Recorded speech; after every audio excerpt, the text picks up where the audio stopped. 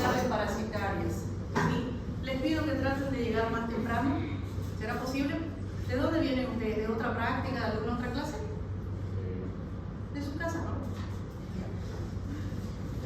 Hoy vamos a entrar a un mundo diferente. La semana pasada nosotros estuvimos viendo a las enfermedades bacterianas y cómo realmente ellas afectan la piel de los discípulos. Ahora vamos a ingresar a otro mundo que son los procesos parasitarios. Cuando hablamos de parásitos, la mayoría de ellos pueden ser diminutos, ya sea insectos o gusanos que perforan la piel y que podrían hacer de ella su residencia. Algunos de estos parásitos viven en la piel durante parte de su ciclo vital, otros lo hacen durante su ciclo completo. A veces ni siquiera nos damos cuenta de estar parasitados por este tipo de animales. ¿Ya? Podemos decir que existen más de 1000 especies de parásitos que colonizan la piel. Por supuesto, no me va a dar el tiempo para hablar de estos 1000, así que seleccioné estas 5 enfermedades que considero que ustedes se van a topar en algún momento en su consultorio. Escabiosis, pediculosis, tungiasis, miasis y larva migra. ¿Cómo se la conoce la escabiosis? Como sarna. ¿Cómo se la conoce la pediculosis? Piojo, le dice la gente. La tungiasis. ¿Cuál? Vigua. La miasis. Boro. ¿Sí? Y la larva migra, ¿qué le dicen aquí las personas? Sabayón. Entonces, esto es algo muy común y que estoy segura que se van a topar en sus consultorios. Comencemos a conocer estas enfermedades. Y la primera que yo tengo que hablar se llama escabiosis. Esta es una enfermedad cosmopolita. ¿Qué quiere decir este término? Cosmopolita. ¿Nunca escucharon eso? Ciudadano. ¿Qué más decían por allá? De la ciudad. De la ciudad, sí. Muy contagiosa y al mismo tiempo muy pruriginosa. Y tiene algo interesante, que el prurito es de predominio nocturno. Cuando les llega un paciente, doctora, me pica la piel, siempre pregunten, ¿todo el día es la picazón o tiene un horario específico? Por ejemplo, en la noche. Si les dice que en la noche es que no los deja dormir, piensen primero en escabiosis. Es producida por este ectoparásito que se llama Sarcoptes scabiei.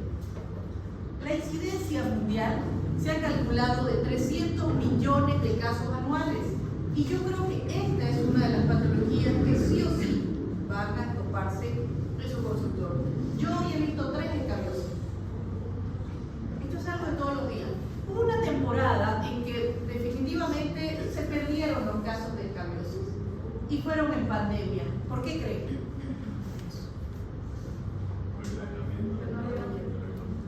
¿Quién tenía que ver lo de las Coca-Cola? Porque miren, acá ya están pagando sus Coca-Cola. Y no es que yo me voy a hacer rica con las Coca-Cola, me las voy a regalar, pero por lo menos tienen que tener su. Buen día, ¿no? Porque usted ni saludó cuando llegó. Me saludó, por no sé. Yo no escuché, no sé si usted. No me la voy a pasar peleando con ustedes, que respeten los horarios y todas esas cosas, chicos. Por favor, sean respetuosos, ¿ya? ¿Quién era el que tenía que ver las Coca-Cola? Yo asigné a alguien. ¿Quién era? Él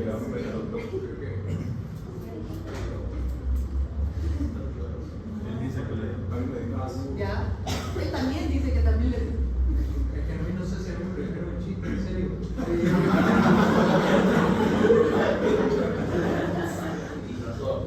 Una soda. ¿Qué hacemos? Que los dos paguen igual. Doctora, pero me fue a encontrar a la próxima clase. Llego temprano y llego profesora. Ah, está bien, eso me gusta, ese acuerdo, porque es algo más responsable. ¿Está bien?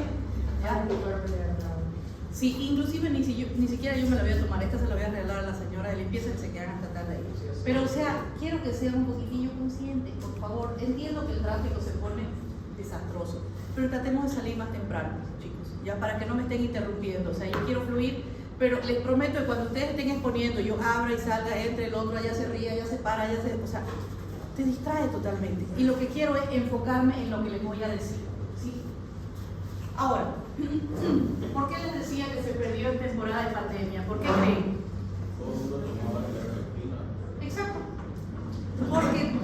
gente comenzó a conocer a este antiparasitario, que también se han visto otras propiedades, que se llama ivermectina. Como algunos hasta se inyectaban la ivermectina, hizo de que esto se perdiera por un buen tiempo. Pero ahora estamos teniendo casos muy serios, ¿sí? Entonces vean que esta es una patología que no discrimina género, grupos étnicos ni estrato social. Muchas veces suele observarse más en invierno.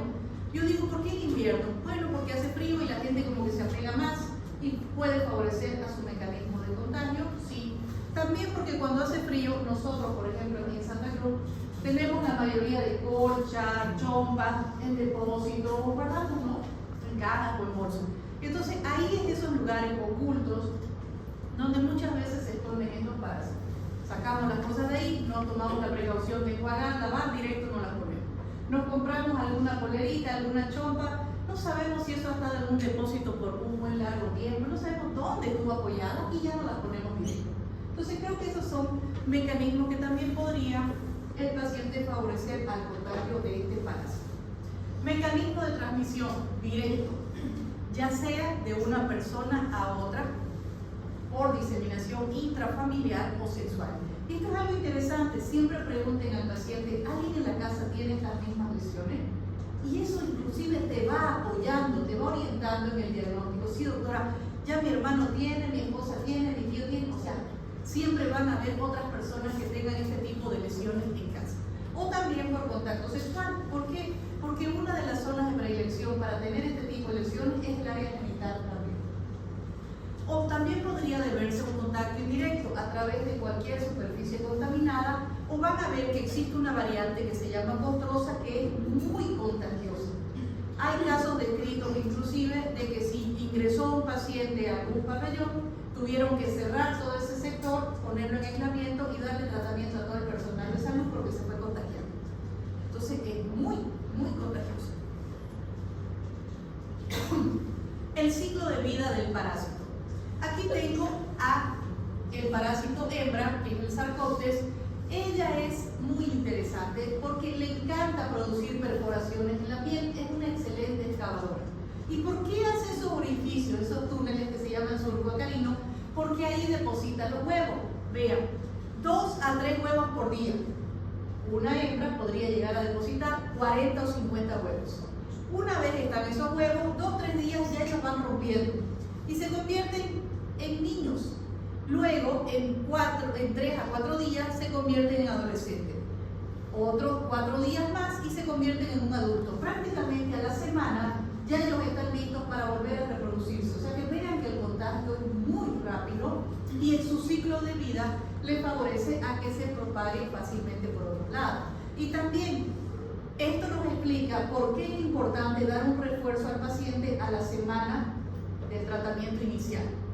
Normalmente nosotros damos el antiparasitario 2 o 3 días de acuerdo a la cantidad de lesiones y le pedimos al paciente que a la semana repita la misma dosis.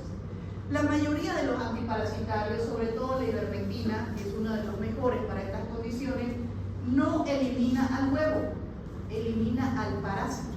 Por eso es que es necesario repetir a la semana su tratamiento antiparasitario. ¿Ya? ¿Quedó claro esto? ¿Sí? ¿Han visto cómo rapidito a la semana ya está otra vez reproduciéndose? Estas son las variantes clínicas más frecuentes que tenemos. La variedad clásica, que se caracteriza por pápulas, microvesículas. La variedad costrosa, como su nombre dice, ustedes pueden ver aquí, costras de color amarillo, verdoso, adheridas en la piel. Y esta es la variedad muy contagiosa. O la variedad nodular, el nombre lo está diciendo, nódulos eritematoso alveoláceo. Y casi siempre la zona de predilección son los genitales. En este cuadrito pueden ver cuál presenta mayor carga de parásitos, por lo cual la haría mucho más contagiosa. La costrosa presenta más carga de parásitos y por eso hace que sea muy contagiosa, luego seguida de la variedad clásica. ¿Cuál genera mayor prurito e incomodidad al paciente? La variedad clásica, que es la que estamos acostumbrados a ver más. Luego sigue la nodular y posteriormente la costrosa. Vean, la costrosa es muy contagiosa, pero no pica mucho al paciente. ¿Y cuál asociamos a inmunosupresión? La variedad costrosa. ¿Qué zonas debo buscar en mi paciente para decir que tiene una escabiosis? Le encanta el área genital. Miren, los glúteos también ahí están comprometidos, entre medio de los dedos, los espacios interdigitales, axila, pezones, todas las zonas de flexura son sus zonas de predilección. Aunque ya muchas veces el paciente cuando llega creo que tiene por todo el cuerpo, ¿sí? Manifestaciones clínicas, de acuerdo a la variante que pueda tener mi paciente: pápulas, microvesículas, nódulos, ocra. La presencia de los surcos acarinos se pueden visualizar en la piel del paciente. ¿Cómo los vemos? Como pequeños trayectos, a veces se ven como signos de admiración, como comillas que hubieran en la piel del paciente. Escoriaciones y lo que les decía, el prurito nocturno. Entonces, ¿por qué no va a tomar ahorita? Voy a tomar mi gaseosa. Así es que nos llegan los niños muchas veces al consultorio, esos niños que están irritados. En el momento que la mamá le quitó la polerita y ese niño está rascándose, le pica. Vean que si bien tiene lesiones por todo el cuerpo, pero ¿cuáles son las zonas de predilección? Axila, área genital, pliegues. Aquí, revisen siempre entre medio de los dedos, los espacios, los surcos acarinos. Lesiones escoriadas, ¿por qué? Porque el paciente las rasca y obviamente con la uña las va a romper. Ya no vamos a encontrar tanto pápulas, microvesículas, pero sí escoriación. En algunos pacientes pueden estar ya sobreinfectadas las lesiones, y eso es muy frecuente aquí. Y también esto, la presencia de los surcos acarinos que me orientan en el diagnóstico. En los lactantes sí yo voy a tener mis lesiones elementales características. ¿Por qué? Porque el niño no se rasca. Entonces ahí está la pápula intacta, la microvesícula y el surco acarino. Vean aquí, el surco acarino. Esta es la variedad nodular. Les decía, yo siempre he visto lesiones en el área genital, a veces nódulos más pequeñitos, otras veces nódulos más grandes. Y son muy difíciles de eliminar, aparte del antiparasitario, muchas veces tenemos que dar un poquito de antiinflamatorio porque no desaparecen tan fácilmente. Y esta es la variedad costrosa. Yo no he tenido oportunidad de ver un paciente con la variedad costrosa, pero por ahí a alguien le toca estas condiciones. Ya saben que es muy contagioso. Y yo creo que es algo que ustedes ven y nunca se va a olvidar este color como amarillo verdoso, estas lesiones adheridas a la piel del paciente. Casi siempre vemos pacientes inmunosuprimidos, alcohólicos, indigentes, o sea, personas que también dejan proliferar estas condiciones así, ¿no? Tan avanzadas.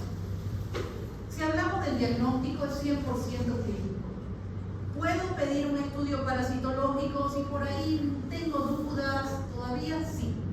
¿En qué consiste el estudio parasitológico? En romper o decapitar alguna de las lesiones que tenga. Si evidencia un surco acarino, pues sería lo mejor. Ahí en el surco, ¿por qué? Porque ahí van a estar los huevos o capaz que la presencia del parásito. La dermatoscopía nos ayuda. Recuerden que estos son instrumentos donde jugamos un poquito con el contraste de la piel y ahí podemos ver como especie de triángulos color marrón o café que están bajo la epidermis. Y hacer una biopsia, ¿qué dicen?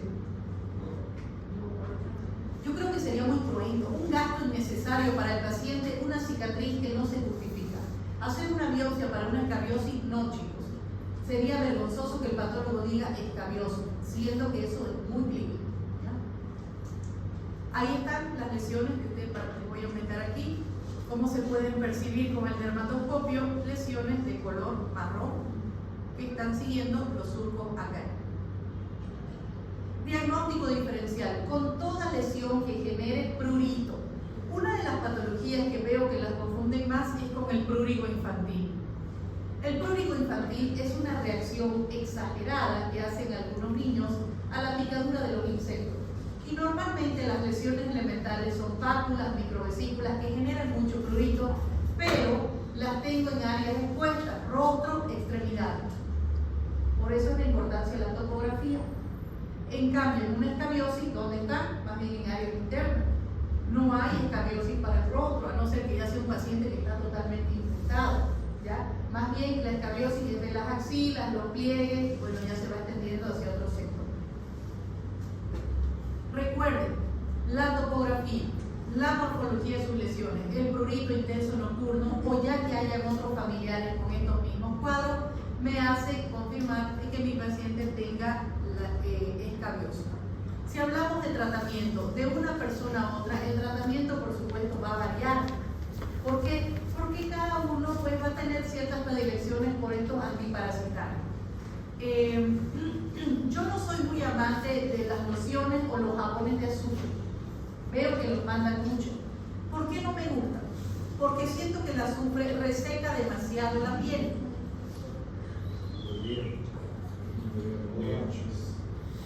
Ayúdenme, por favor, ustedes. ¿Qué pasó? Trate de salir más temprano. Yo igual llegué y el tráfico estaba insoportable, no sé qué pasó con eso. Pero definitivamente, ¿usted viene a la clase o viene aquí? Ya, lléguenme más temprano, si no trae lomito, como dicen aquí sus compañeros. Ya a esa hora ya vamos a cenar, ¿no? Así vamos a tener que castigarnos, ¿eh? Chicos, entonces, yo no soy muy amante, pero capaz que a otras personas les va a ir muy bien con los jabones de azufre. Yo considero que el azufre deshidrata demasiado la piel, la reseca para que ustedes lo puedan entender. Y una piel seca, ¿qué se siente? Prurito. Y si de por sí ya este paciente viene con esas ganas de rascar y romper la piel, más el jabón que yo le dije le deshidrató, yo los veo más desesperados cuando están utilizando eso. ¿Y qué es lo que uno quiere con el paciente? Aliviar la sintomatología lo más rápido posible. Igual no tengo buena experiencia con el benzoato de Benzilo. Por ahí a algunos les va bien, no lo sé. Pero por lo menos la mayoría del benzoato de Benzilo, las presentaciones vienen en loción y vienen con alcohol.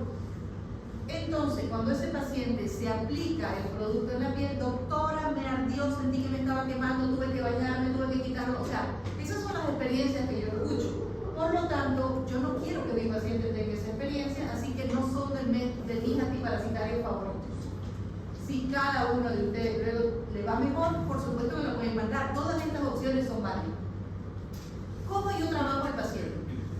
Ivermectina. Chicos, la ivermectina es el mejor antiparasitario que podemos tener. Hay que saber calcular la dosis según el peso del paciente. Y me gusta combinar vía oral ivermectina y de manera local la permetrina. Es excelente, veo que no les produce irritación, no les genera molestia al paciente. Lamentablemente no se consigue en las farmacias la permetrina, hay que hacerla preparar. Antes nos llegaba con el nombre de Dentolin, pero no sé por qué la descontinuaron. Pero ahora sí la hago preparar en farmacia o manipulación y el resultado que tengo con el paciente a la semana es muy bueno y aparte no le genera más incomodidad al paciente. ¿Sí? En el caso de la escabiosis, esta es una de las enfermedades que se debe recomendar ciertas cosas. Uno, lo ideal es hacer el tratamiento no solo al paciente que asistió a la consulta, sino todas las personas que viven en la casa. Sí, es un gasto adicional, pero ¿de qué sirve que uno desparasite al paciente que fue al consultorio? Si por ahí la mamá o el papá ya están portando los parásitos, esto vuelve otra vez a contagiarse. Siéntense bien, chicas, no les duele la columna. De verdad.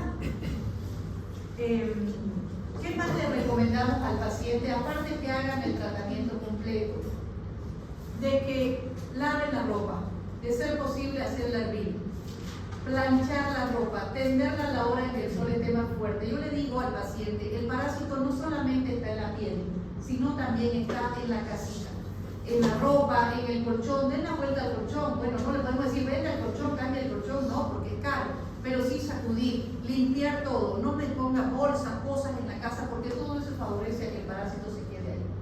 Si no le indicamos eso al paciente, él va a tomar el antiparasitario, una semana va a estar bien, pero luego se vuelve a contagiar de otra manera. ¿Sí? Hablemos de la pediculosis. La pediculosis es un problema común que suele afectar a niños, sobre todo en edad escolar, y que ellos lo transportan a la casa. El escabión, en la pediculosis, hay algo que yo les tengo que decir. No he tenido un paciente que vaya al consultorio con este diagnóstico. Es decir, que llegue y me diga, doctora, yo tengo pediculosis, ¿cómo la trato? Normalmente cuando se detecta eso en casa es un misterio total, ¿no? Mandan hasta otra persona que vaya y compre los antiparasitarios y hacen champú, lociones. Nadie quiere tener pediculosis. ¿Sí? Entonces, por lo tanto, yo no he tenido pacientes que vayan al consultorio, doctora, tengo pediculosis. No. Yo encuentro encuentro a estos individuos de manera ocasional, eso sí. Cuando el paciente va al consultorio y dice, doctora, me pica en la cabeza, pero parece que el champú me dio alergia, parece que tengo hongos, parece que, o sea, lo asocian a otro tipo de tratamiento, de patologías, y cuando yo reviso me encuentro con ello. Otro dato que les doy, chicos, y háganme caso porque sucede, es que el paciente no acepta el diagnóstico. Doctora, pero ¿cómo voy a tener piojo? Ni idea. Si le dije a mi hijo que me revise la cabeza y no vio nada. Entonces, ¿yo qué hago ahí? A veces lo topo a los piojos andando por la superficie del cabello. Me sirve el celular, le tomo una foto y ahí está. Mire, ahí está. O si encuentro liendres, saco un pelito con el liendre y se lo presento. Y luego lo vuelvo a hacer. Mire, aquí hay otro. Ahí está. Es la única manera que el paciente entienda que tiene pediculosis. Si ustedes, chicos, no hacen eso, no se lo comprueban al paciente, él va a salir y va a decir, este doctor no sabe, ni idea, ¿cómo voy a tener piojo? No sé por qué nadie lo quiere tener, pero ahí está. ¿Sí? Entonces, esos datos sí les va a servir porque si ustedes solo, piojo, listo, no lo va a hacer y ustedes van a quedar. Ahora, si bien estamos acostumbrados a ver que la pediculosis es más que todo del cabello, pero hoy van a aprender que existen piojos del cuerpo también. Los huevos, ¿cómo se llaman de estos piojos? Liendres. ¿De qué se alimentan los piojos? De sangre. Entonces es frecuente ver también en el paciente con pediculosis que presente pápulas, escoriaciones o ciertas protuberancias en la región occipital, en la región cervical posterior o en los hombros. ¿Ya? Inclusive cuando ustedes le estén interrogando a ese paciente antes de revisar, y si él le dice me pica la parte posterior de la cabeza, ya vayan sospechando que pueda tener una pediculosis. Por eso la importancia de que ustedes relacionen el interrogatorio también con la topografía, la distribución de las lesiones. Ahora, los piojos se pueden fijar al cabello de cualquier persona, no importa si el cabello está limpio o sucio. ¿Por qué? Porque a veces también asocian piojos con mala higiene. Y vean que esto no tiene absolutamente nada que ver. Las manifestaciones clínicas que puede tener su paciente: picazón intensa, sensación de cosquilleo por el movimiento del cabello, o como les comentaba hace rato, estas pequeñas protuberancias rojas en el cuero cabelludo, cuello y hombros. Lo interesante es que estos piojos representan el 75% de la masa total de los animales.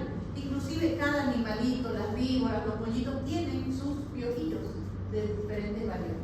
Pero el que a nosotros nos interesa, por supuesto, es el del humano. Y aquí tenemos al pedículos humanos capitis, que es el piojo, el famoso piojo de la cabeza. Al pedículos humanos corporis, el piojo del cuerpo, y también tenemos al pipirus pubis, que es el piojo del área genital, comúnmente conocido como la villa. ¿Sí? ¿Cómo se transmiten estos parásitos? Por contacto directo de cabeza a cabeza o por contacto indirecto al compartir sábanas, sombreros, cepillos u otros accesorios del cabello. También, desde que aparecieron las selfies, hay más pediculosis. Ya saben, ¿no? ¿No saben por qué? Claro, dicen una selfie y todos chocan la cabecita y eso les favorece al contagio también, así que hay que tener cuidado. Hablemos del ciclo de vida de este parásito. La hembra adulta puede vivir en el cuero cabelludo, pero ella es inteligente. Les pregunto, ¿creen que pone los huevos en la base del cuero cabelludo o deja ciertos centímetros del pelo? Deja ciertos centímetros del pelo, porque ella es inteligente y dice, no, este cuero cabelludo va a producir grasa y haría que los huevos se salgan fácilmente. O cuando nos lavemos el cabello, en el cuero cabelludo se van a salir fácilmente. Entonces ella le deja ciertos centímetros de la implantación del pelo y ahí lo fija.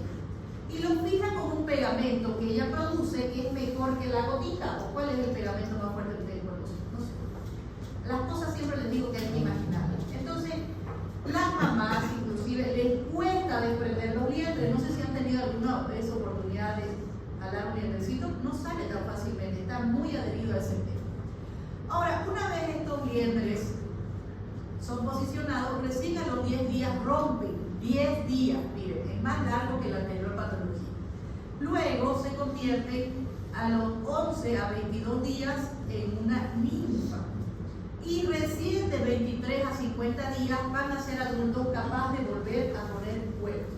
Entonces, a diferencia de la patología que vimos anteriormente, es más largo su ciclo y esto hace que también no prolifere tan rápido el parásito. Lo que sí es interesante es que los huevos pueden sobrevivir hasta 10 días fuera del cabello y los piojos adultos hasta 3 días fuera del huésped humano. Ahí se los presento. Si no los vieron nunca, esos son los liendres, que obviamente van a ser más fácil de visualizar según también la tonalidad del cabello de la persona. Aquí están los piojos, que tienen unas garras que hacen que le facilite el moverse de un pelo a otro. A veces los vemos de un color más oscuro, podría ser porque acaban de alimentarse de sangre, otras veces se lo ve como color marrón o cristalino. A veces le decimos choco, ¿no? Choquito. Ahí está. Existe también el piojo del cuerpo. No es algo común, pero yo no he tenido casos también de piojo del cuerpo, pero la literatura lo describe y es bueno que ustedes también lo sepan. Existe el piojo del área genital, pero en realidad el piojo puede colonizar cualquier pelo. Miren ahí casos severos, inclusive hasta las pestañas. ¿Ya? Me imagino, yo no he visto un caso así de infectación, pero sí he visto en el cabello. Tremenda infectación. El diagnóstico. Debemos observar al piojo o a los liendres. Ellos pueden moverse fácilmente de un cabello a otro con una velocidad de 6 a 30 centímetros por minuto. Lo ideal sería revisar al paciente con el cabello húmedo, pero cuando nos llega al consultorio no le vamos a decir, vuelva con el cabello húmedo. No, ya nos toca revisar cómo está, pero lo ideal sería eso. Buscar buena iluminación para poder observar a estos parásitos o a su piel. Ya vieron en los consultorios cómo es bueno tener esas lupas con luces LED para que les pueda ayudar a la visualización del parásito. Hablemos de tratamiento. Yo les digo, es muy difícil que un paciente llegue y me pida una opción terapéutica. No, pero ya en las farmacias se compran diferentes piretrinas, en talco, loción, champú, y que las mamás lo pueden utilizar para los niños. Yo en el consultorio siempre prefiero ya recomendarle vermectina en champú, me va muy bien. Y para los liendres, la desparasitación mecánica es un arte, ahí son peines tupiditos, a veces vienen de acero inoxidable. Las mamás le ponen un poquito de aceite para que pueda facilitar el desprendimiento de ellos. ¿Qué hacemos si tenemos un paciente con abundante cabello y así ondulado? Si de por sí en un pelo liso cuesta retirar, imagínense. Hay que raspar. Hay que raspar. Ahora, por si acaso, no es que a toda pediculosis yo le voy a raspar el cabello, son casos excepcionales. Y esto siempre hay que consultarlo con el paciente. Por ejemplo, los varones no se hacen lío de rasparse la cabeza. Es más, a veces hasta por la cuenta, ¿no? Listo, ya raspate, ya está. ¿Por qué? Porque la longitud también de su cabellito rápido lo recupera, 20 días, algunos al mes ya están nuevamente, no pasó nada. Pero en una mujer, chicas de ustedes no me van a dejar mentir, el cabello es sagrado. ¿Sí? No es que nos van a cortar y nos van a raspar, realmente hay algo emocional en ese cabello que no es tan fácil dejarlo ir. ¿Sí? Así que hay que tener en cuenta eso. Súbale las aspitas, también le puedes subir las aspitas para que no lo dé directo, ¿no?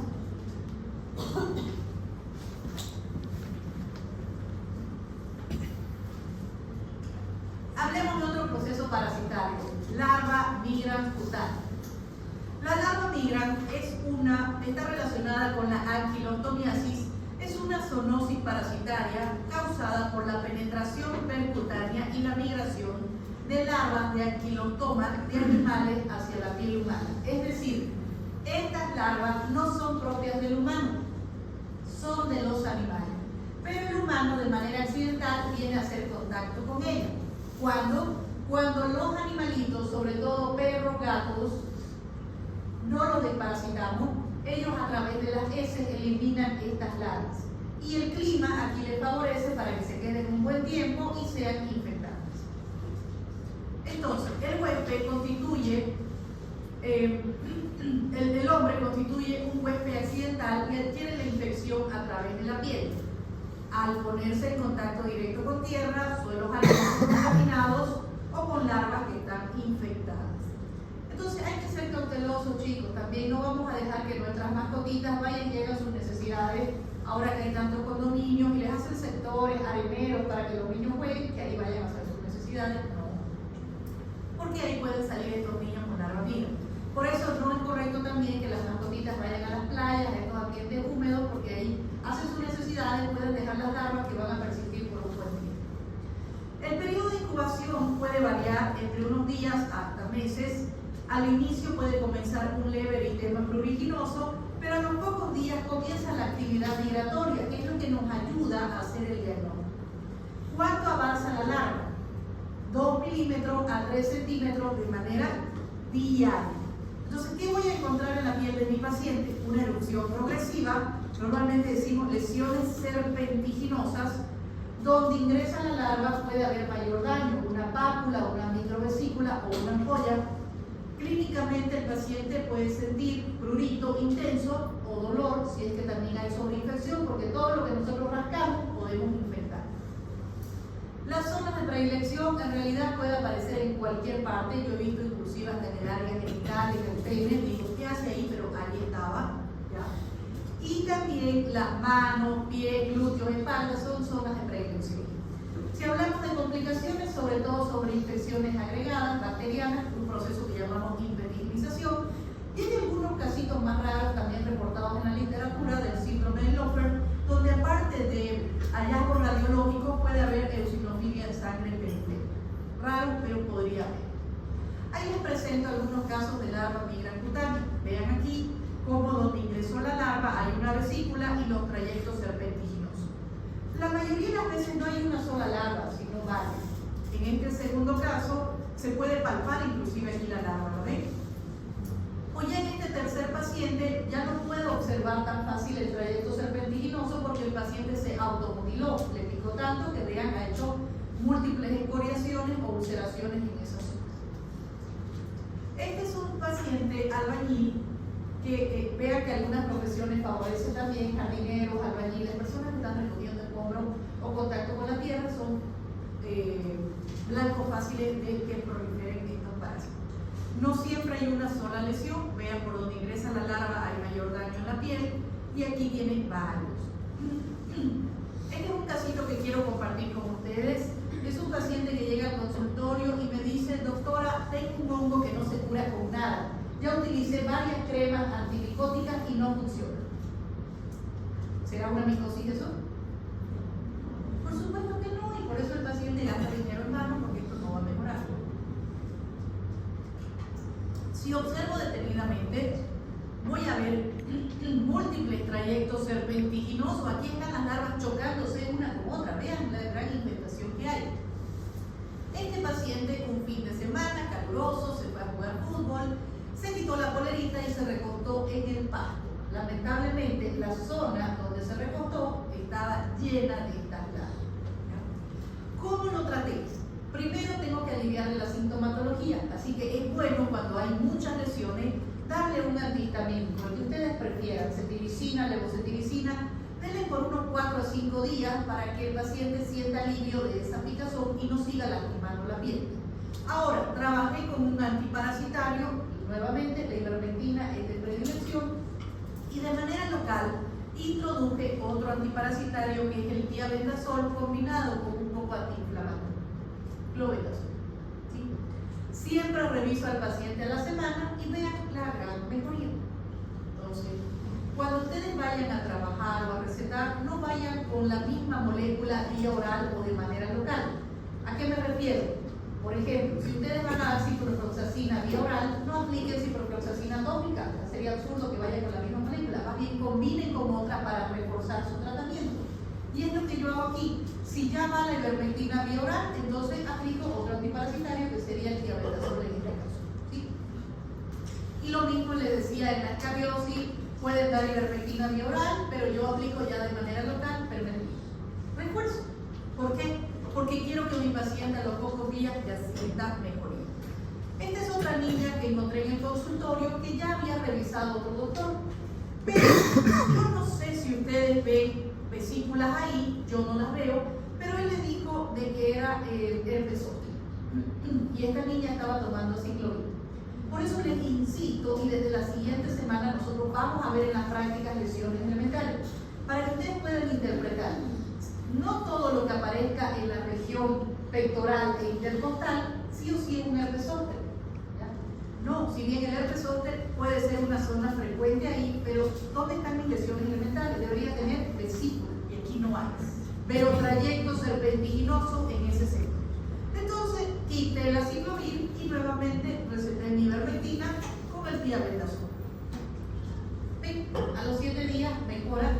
Es normal que después de un proceso inflamatorio pueda haber un poquito de hiperpigmentación o hipopigmentación. Ya sabemos que la piel renueva sus células cada 15, 20 días, entonces más adelante eso se va perdiendo. ¿Sí? Todas esas larvas, o sea, tienen un por debajo de la superficie de la piel. Después de traerlo por dos años. Se muere, se desmitera. De por sí, la larva no es propia de la piel del humano. Prácticamente con o sin tratamiento la larva va a morir, pero en el transcurso de 4 a 8 semanas. Pero no he tenido un paciente que diga, esperaremos que se muera. Como le genera mucha molestia, mucho prurito, entonces acuden a tratar.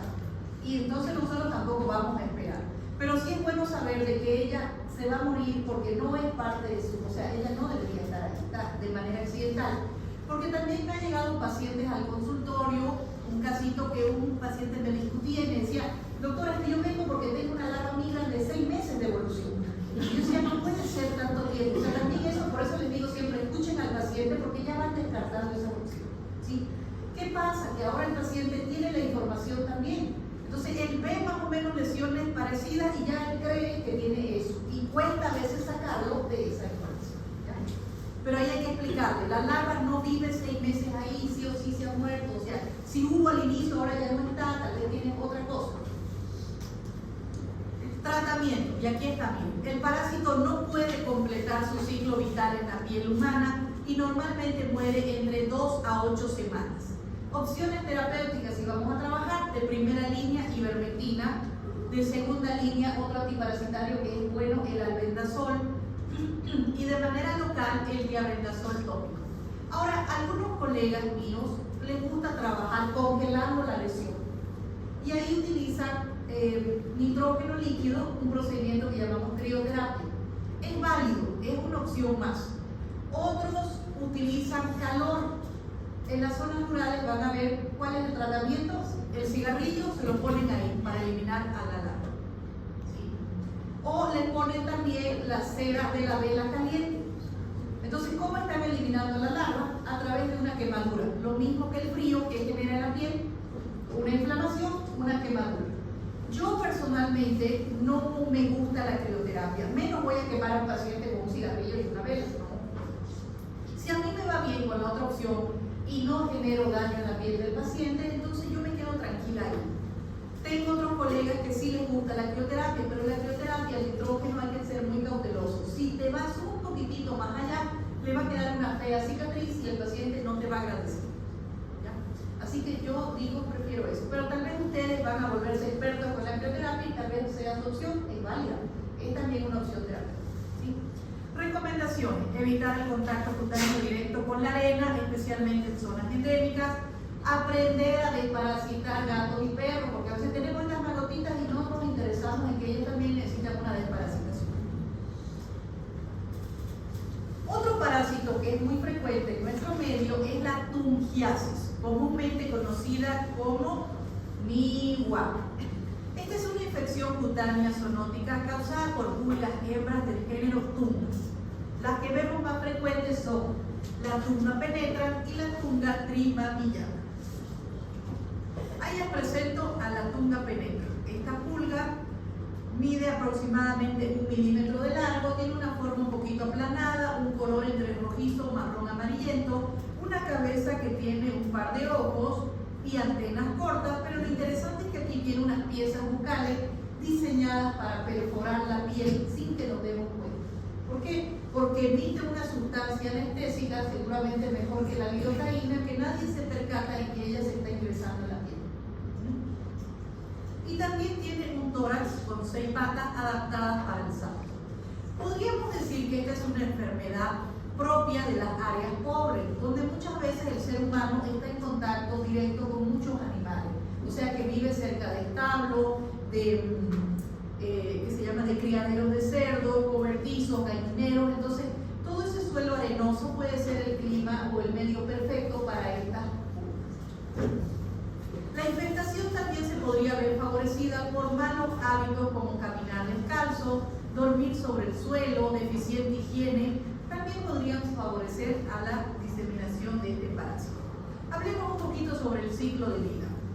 Aquí tenemos a Latunga penetrans, que le encanta ingresar al estrato córneo de la piel. Si bien podría aparecer en cualquier parte, pero casi el 95% de los casos son en el pie.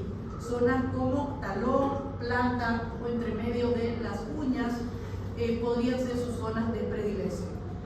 Lo interesante es que una vez ingresa este parásito, ¿qué hace? Alimentarse de nuestros vasos sanguíneos. Se nutre.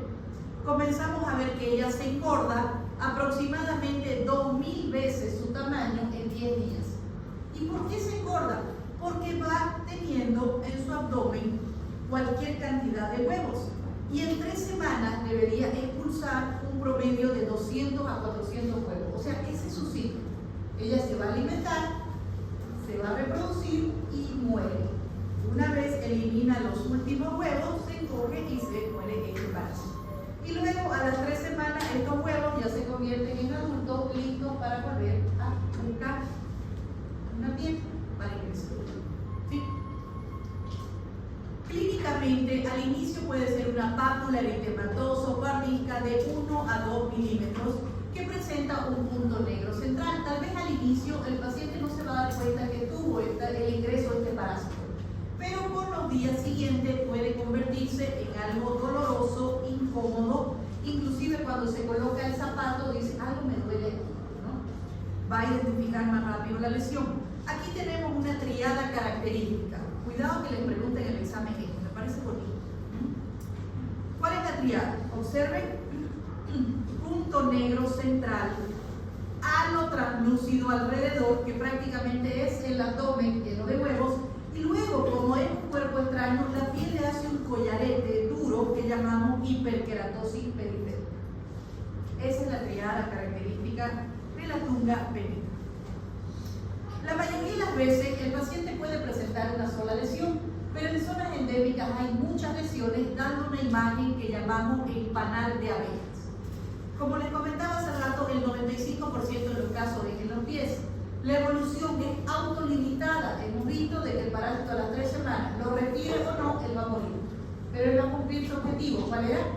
Reproducirse y favorecer en 200 a 400 pulgas más en este mundo. Las complicaciones principales, nuevamente sobre infecciones agregadas, o ya en casos donde hay una infestación muy severa, podemos decir anemia, porque está absorbiendo. Ahí podemos ver una imagen de Latunga penetrans, esta es su colita. ¿Ven? Y aquí, cuando ya se la trajo y se sacó la cantidad de huevos que estaba por expulsar. Vista desde otro ángulo, podemos ver ahí la triada característica, punto negro central, halo translúcido y la hiperkeratosis. Miren aquí la piel cómo le arma, que inclusive le favorece como un colchoncito, porque algo extraño que hace la piel, trata de encapsularlo para que no se disemine. Pero ahí le favorece, creo que se acomoda, ¿no? Y ya aquí al lado tenemos una lesión que podría estar sobreinfectada, por eso hay mayor eritema alrededor. Ellas no van a estar en zonas donde fácilmente la retiremos, van a tratar de meterse por debajo de las láminas ungueales, en algún pliegue, en algún sector donde sea más difícil el acceso. Ya en casos más severos podemos ver múltiples lesiones sobreinfectadas y esta es la imagen que observen en panal de abeja. De múltiples formas. Ya en la literatura describe también una clasificación de fortaleza donde va en relación del estadio con el tiempo de parasitación y las características que pueden encontrar en las lesiones del paciente. Vean, en un estadio 5 ya prácticamente hay una cicatriz residual porque ya el parásito cumplió su objetivo, que era de expulsar sus huevos. ¿Cómo hacemos el diagnóstico? Yo creo que el diagnóstico es 100% clínico. Puedo apoyarme con dermatoscopía. Observen que aquí yo estoy enfocando y observando al parásito.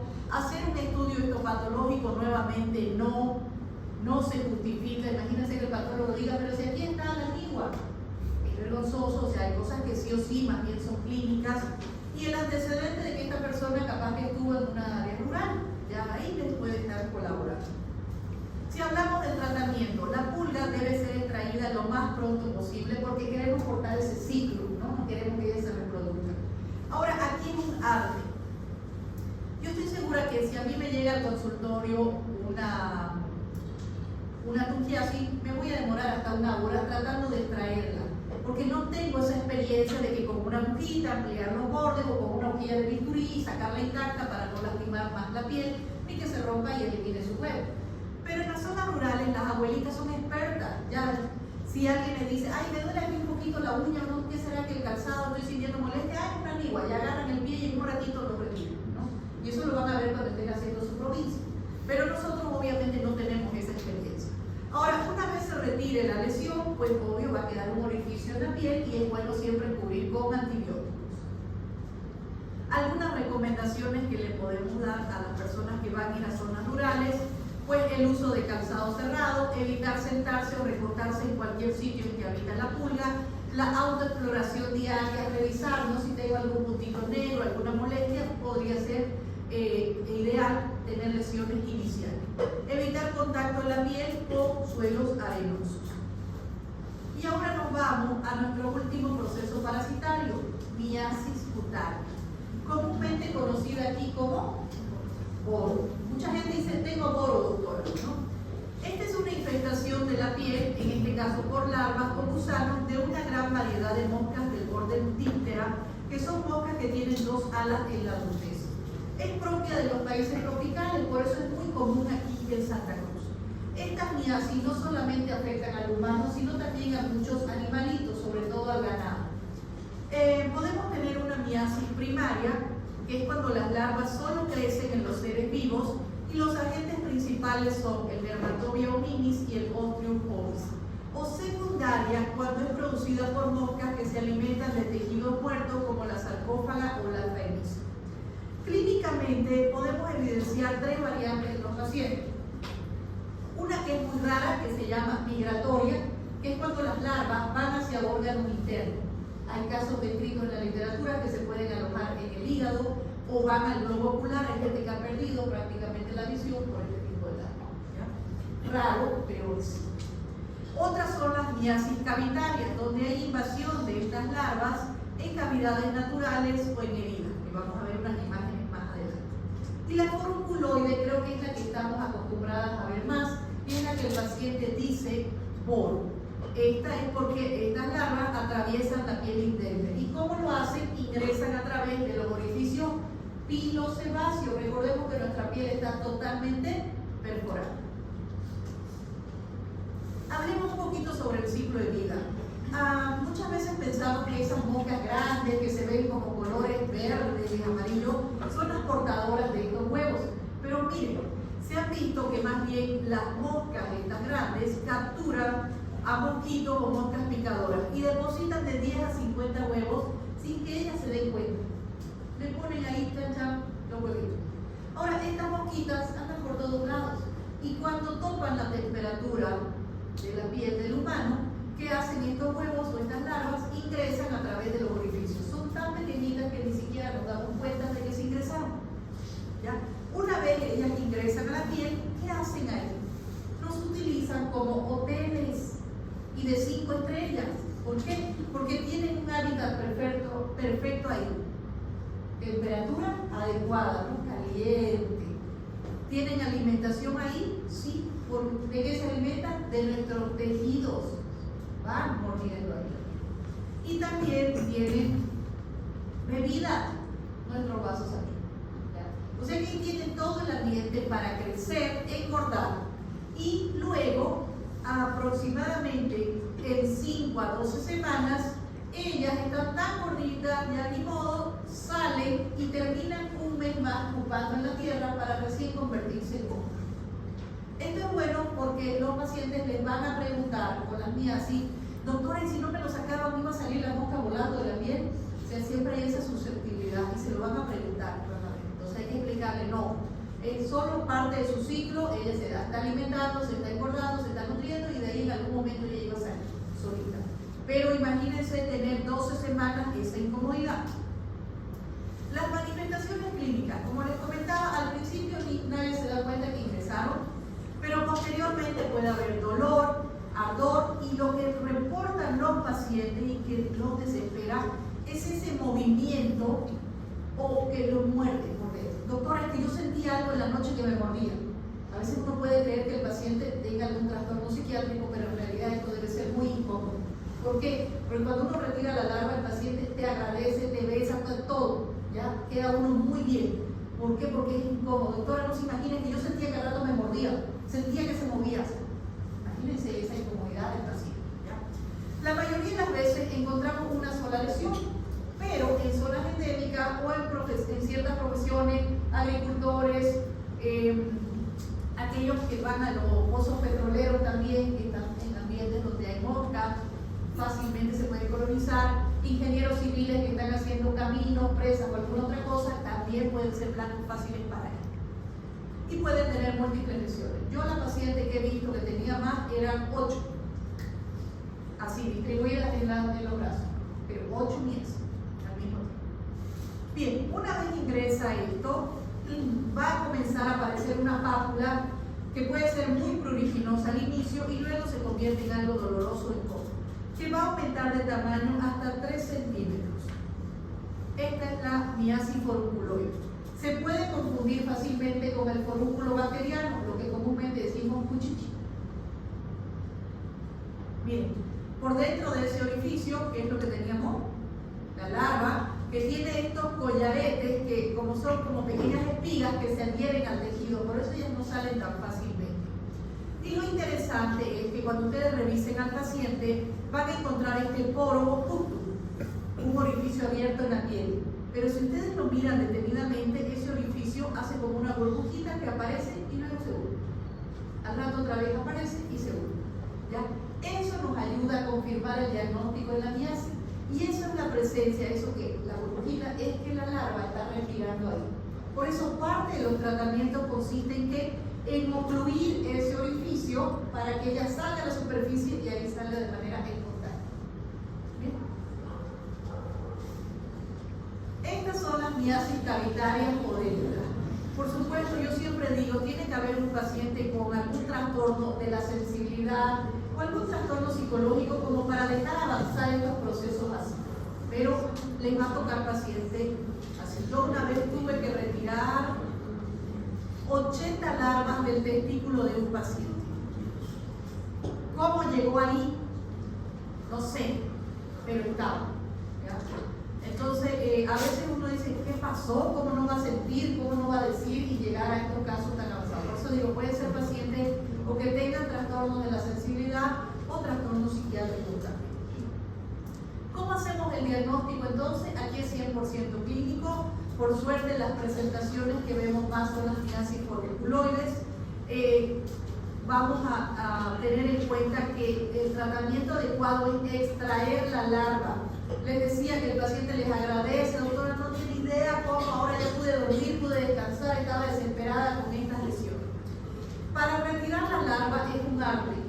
Ustedes, que aquí de muy poquitito van a estar en las zonas rurales, van a escuchar muchas historias o muchas técnicas o maneras de retirarlo.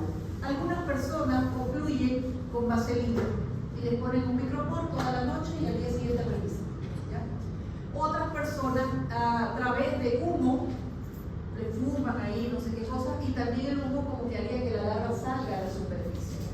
Otras personas utilizan sustancias fuertes y como lo utilizan en el ganado también, no me acuerdo cómo se llama. Ajá. ¿Cómo dice el nombre? Bueno, ese tipo de productos que tienen un color muy fuerte y que harían que la larva salga más a la superficie. Pero seamos realistas, cuando llegue un paciente al consultorio, yo no le voy a estar fumando, yo no le voy a estar colocando eso, vaya a comprar a la veterinaria, no. Entonces, ¿qué nos toca a nosotros? Colocar anestesia local, ampliar el orificio y rogar para que la larva esté en la superficie y podamos sacar la larva.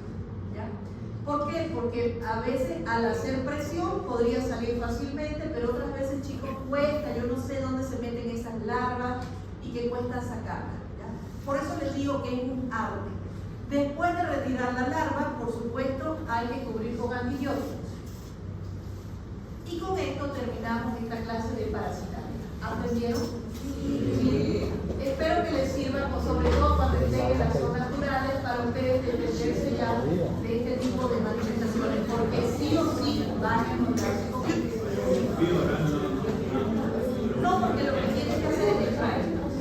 Vía oral le puede ayudar, puede que se dé la luz al paciente, le puede ayudar con la sintomatología. ¿Qué siente? De pica, entonces le da una dolor, le da una analgésico para que se pueda extraer la larva.